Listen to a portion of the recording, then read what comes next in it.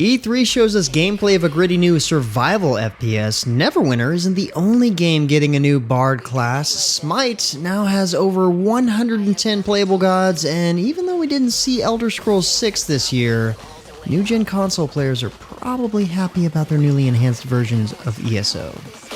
Reality. Hardwired. What's good, everyone? James Blonde here with your weekly recap for gaming news and announcements of the week of June 18th, 2021. And if you're not living under a rock anymore, you probably know that E3 happened this past week, which typically shadows over the usual weekly gaming news. Well, not so much this year. So I've got you covered right here with the standard news drops, starting with a few newly announced games such as AudioClash Battle of the Bands, an all-new multiplayer musical auto-battler created by the Living Tombstone, developed by Big Boat Interactive. Here you get to build from a roster of eccentric band managers and assemble your band with rock star musicians summoned from across time, space, and alternate realities, sorta like a Bill and Ted movie, I suppose. The idea is to build a song deck by combining sonic elements of rock, metal, punk, pop, and EDM and stack that deck up against your opponent. It's almost like a mashup of DDR and a trading card battler, if I had to take a guess at describing it. The trailer helps. It's definitely unique, and it looks to launch sometime Q3 of this year. Links below to sign up for beta via Steam. E3 brought on another hidden gem in Pioneer, an upcoming FPS that's dark and gritty and definitely stands out.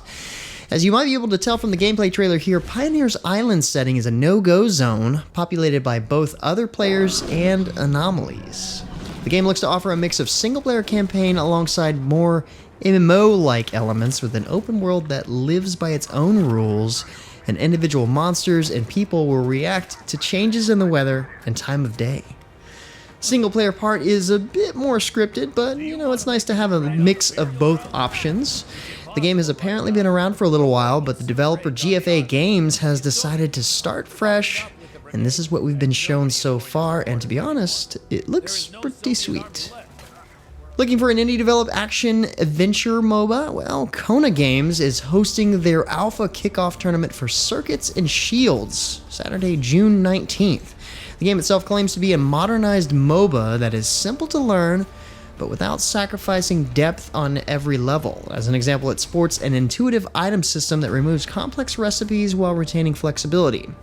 Augments allow a champion to be played multiple ways, which increases variety but keeps the learning curve low. Definitely different looking if you ask me. If you're interested in trying the game, links in the description below. As for the tournament, there's no entry fee and it's got a $750 prize pool with a $500 grand prize, so might be worth hopping in if you're already decent with MOBAs. But speaking of indie games, the new third-person online multiplayer action game Kingshunt kicks off its open beta via Steam on June 22nd. Kingshunt combines the genres of tower defense and hack and slash together with fast-paced hero combat. So, in other words, it's a MOBA, basically. The new beta version of Kingshunt will introduce new utilities, towers, a new hero, tutorial, map, and exciting new game mode updates, whatever that might look like. If you're looking to try the game out, keep an eye out for the open beta starting next week on June 22nd.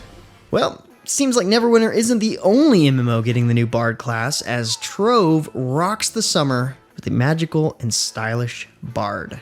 With a special focus on support and healing, the new Bard class combines two vital parts of an effective team build. Bards can weave stylish moves and powerful songs into numerous powerful abilities to buff and aid their fellow adventurers in combat, while still dishing out magic damage when facing off against the dangers in the procedurally generated worlds.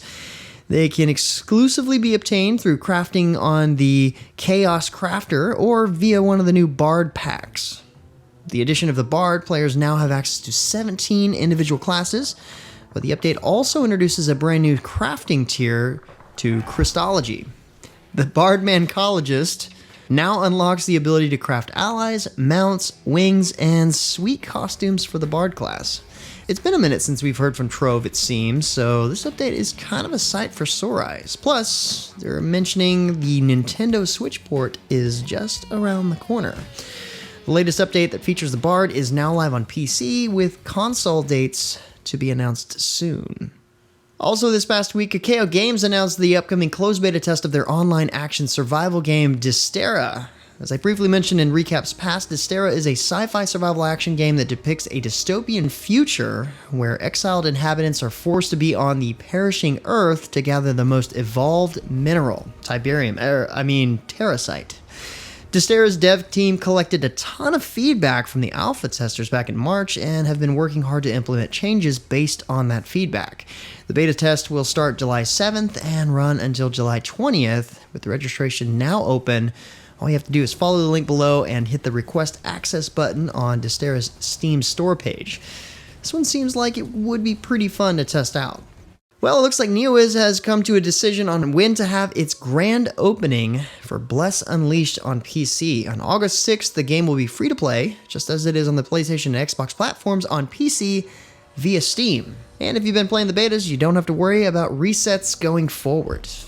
As a special event during the Steam Next Fest happening from now through June 22nd, Bless Unleashed will be hosting a special demo version of the game, which gives anyone on the fence one last chance to try out the tutorial and character creation aspects of the game ahead of its launch, but mainly it's to keep the download size down for when you're ready to get the whole game. In addition, all players who pre-register either on the Steam version or on Bless Unleashed's website, you will get some bonus rewards, including a brand new exclusive mount and additional 7 days of premium subscriptions benefits.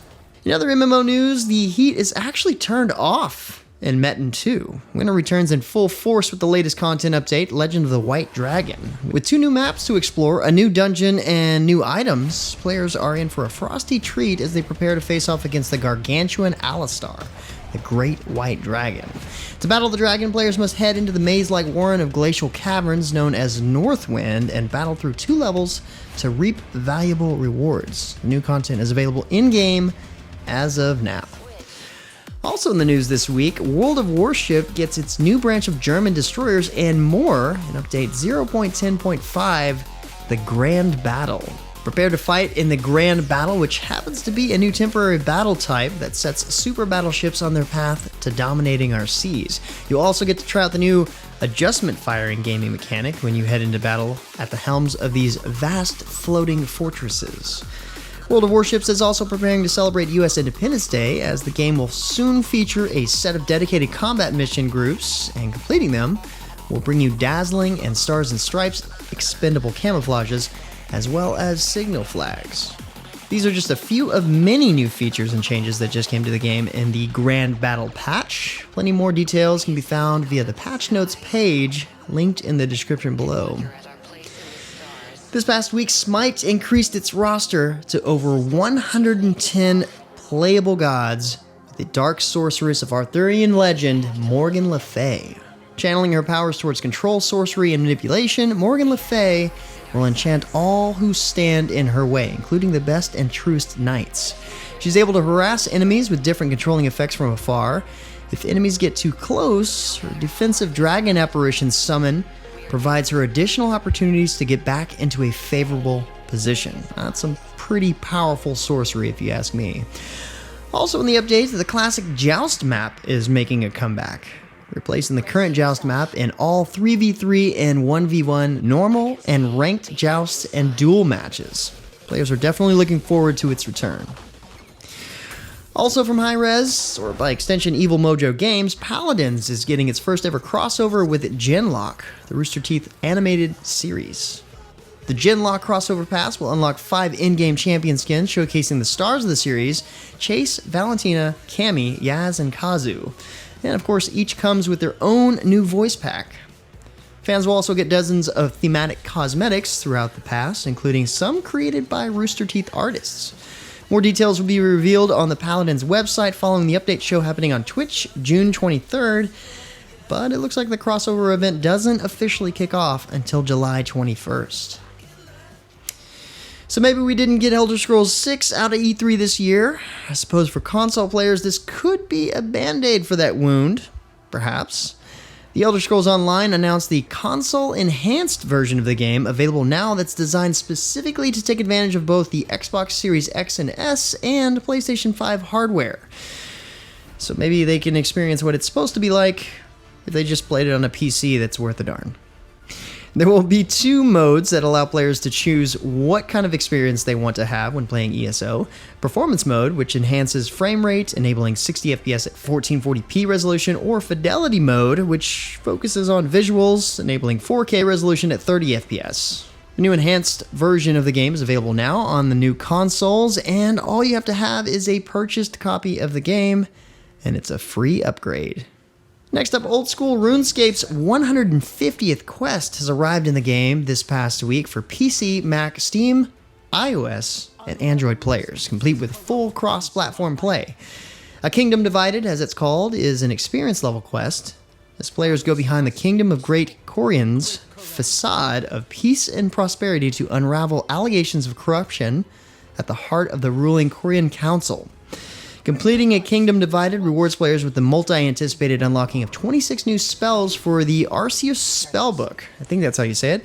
In addition to 2 quest points, a 10,000 experience lamp, and increase to 60 charges in Kardisk's Memoirs, and enables a respawn point at Korean Castle.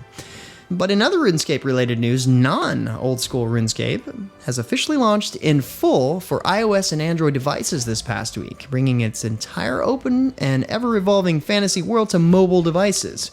RuneScape is available now as a free download on the App Store and Google Play Store, letting players jump back and forth from PC to mobile platforms, keeping everything in sync. And finally, let's take a look at the Epic Game Store's free game, or games in this case, of the week. First up, we've got Hell is Other Demons, an action platform shooter with roguelike elements, insanely over-the-top boss fights, and an epic synthwave soundtrack. We've also got Overcooked 2, the insanely fun online or couch co-op cooking prep game with chaotic teamwork tasks. 2 awesome games ready to pick up, all for the price of free.